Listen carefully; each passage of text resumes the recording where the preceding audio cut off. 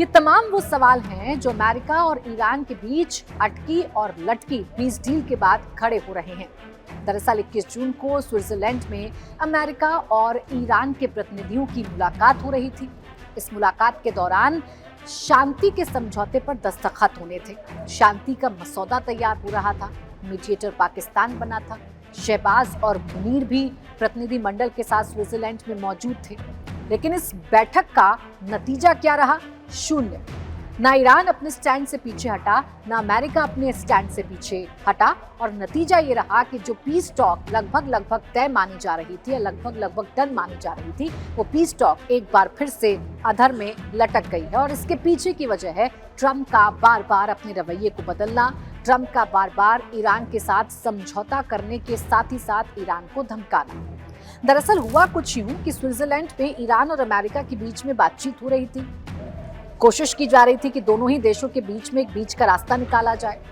Trump अपनी शर्तों के साथ समझौता करना चाहते थे, ईरान अपनी शर्तों के साथ समझौता करना चाहता था। और ईरान की जो सबसे बड़ी शर्त थी वो ये कि इजराइल जो बार बार लेबनान यानी कि हिजबुल्लाह पर हमला कर रहा है, उसको इजराइल रोके।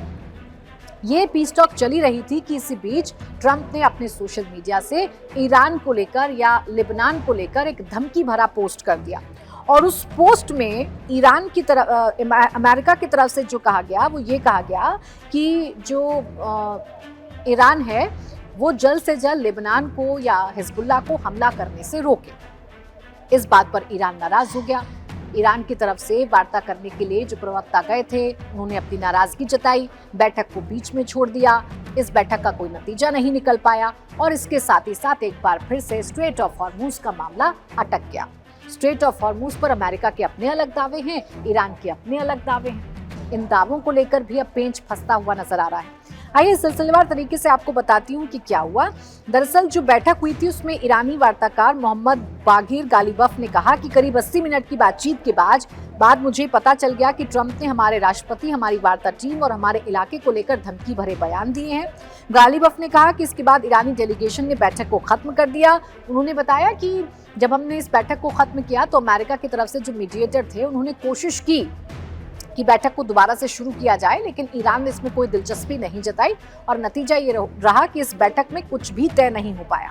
और तो और तल्खियां इतनी बढ़ गईं कि ईरानी टीम ने अमेरिकी उपराष्ट्रपति जेडी वेंस के साथ हाथ भी नहीं मिलाया। संयुक्त फोटो सत्र में शामिल होने से भी इनकार कर दिया। यानी अमेरिका की किरकिरी हुई, जेडी वेंस की भी किरकिरी हुई।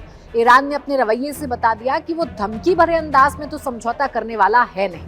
और जब जेडी वेंस से इस पर सवाल पूछा गया तो जेडी वेंस ने भी ये कहा कि लोग ये सोचते हैं कि केवल नेतन्याहू की वजह से मसला बिगड़ता है, लेकिन कभी कभी ट्रंप के अचानक और सख्त बयानों से भी तनाव पैदा होता है। ये खुद जेडी वेंस ने कहा है। दरअसल हुआ क्या, अमेरिका और ईरान के प्रतिनिधि बातचीत कर रहे थे, तभी ट्रंप ने सोशल मीडिया पर एक पोस्ट कर दिया और कहा कि तुरंत लेबनान में हिजबुल्लाह को परेशानी पैदा करने से ईरान रोके। अगर उन्होंने ऐसा नहीं किया तो हम ईरान पर बहुत बड़ा और सख्त हमला करेंगे। इसी बात से ईरान की नाराजगी जो है वो बढ़ गई और ईरान ने इस बैठक को छोड़ दिया और ये जो पीस टॉक थी एक बार फिर से अधर में लटक गई और स्ट्रेट ऑफ हॉर्मुज को लेकर जो संकट है वो बरकरार रहा। अब पिछले 24 घंटे में क्या 5 बड़ी बातें हुई हैं ये भी आपको बता देती हूँ। पाकिस्तान के वजीर आजम शहबाज शरीफ जो गए तो थे अपने चेहरे को चमकाने के लिए, बहुत बड़े पीस टॉक के मीडिएटर बनने के लिए। एक तो उनकी भी किरकिरी हो गई, आसिम मुनीर की भी किरकिरी हो गई, अमेरिका की भी किरकिरी हो गई। और ये किया किसने? ईरान ने किया।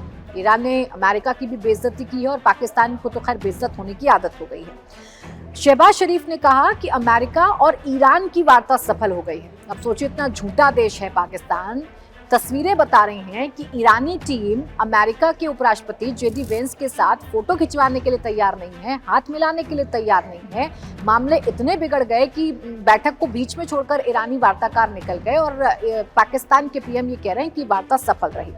अमेरिका ने ईरान को 60 दिन तेल बेचने की छूट दे दी है। ये भी ठीक है कि ट्रंप प्रशासन ने ईरानी तेल और पेट्रोकेमिकल उत्पादों के उत्पादन और बिक्री पर 21 अगस्त के लिए प्रतिबंधों पर ढील दे दी है। ईरान ने कहा कि बातचीत जो है वो होगी, बातचीत के बीच सेना भी पूरी तरीके से अलर्ट रहेगी।